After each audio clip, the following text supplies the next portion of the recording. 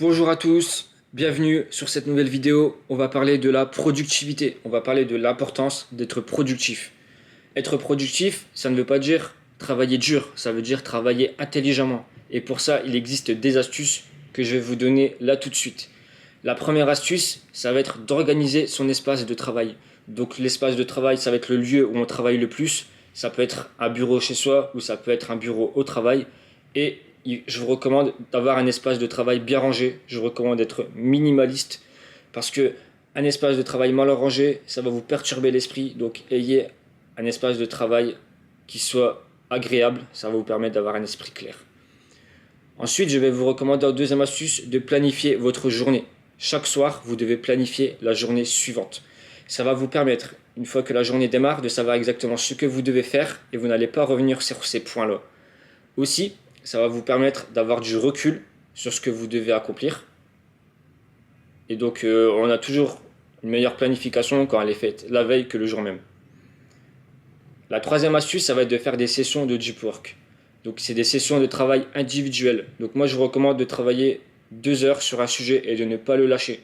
Et ensuite, vous allez pouvoir faire une pause de 15 minutes.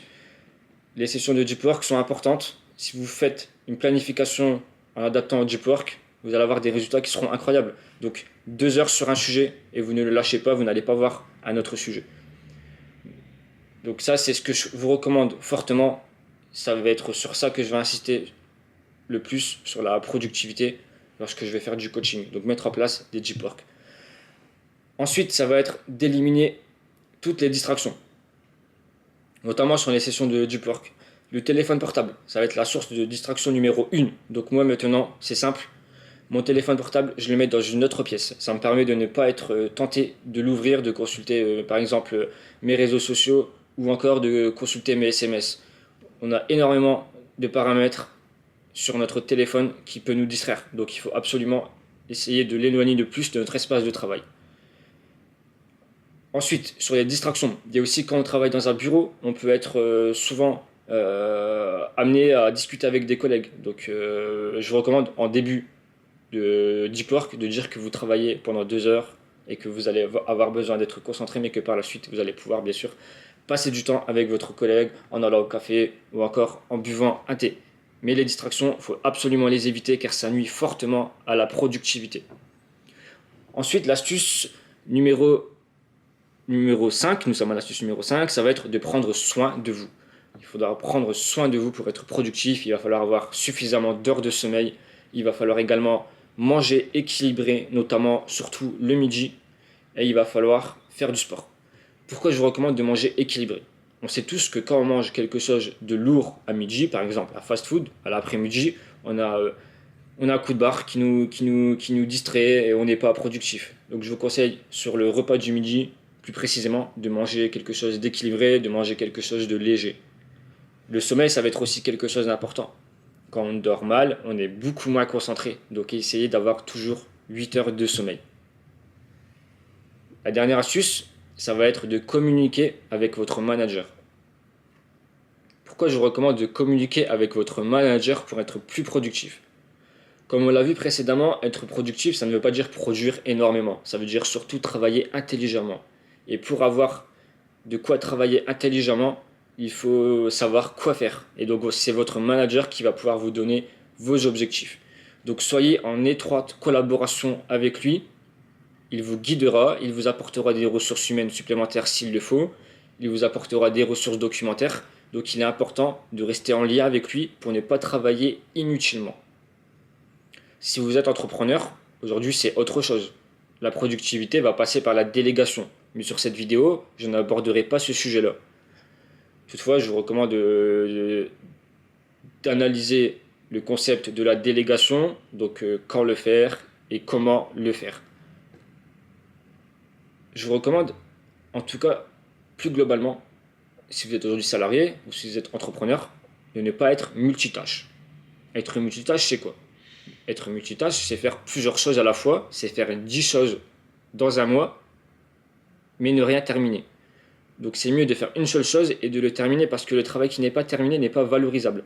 Donc ne soyez pas multitâche.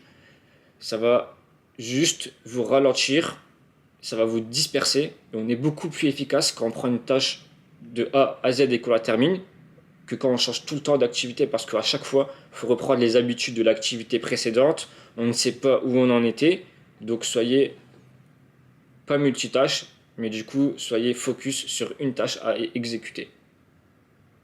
C'est un concept fondamental de la productivité, ne pas passer à autre chose tant qu'on n'a pas terminé une chose. Par exemple, quelqu'un qui veut créer un site web et qui a besoin de créer du contenu. Il va consacrer 2 jours à créer du contenu et ensuite il va vouloir travailler sur sa charte graphique.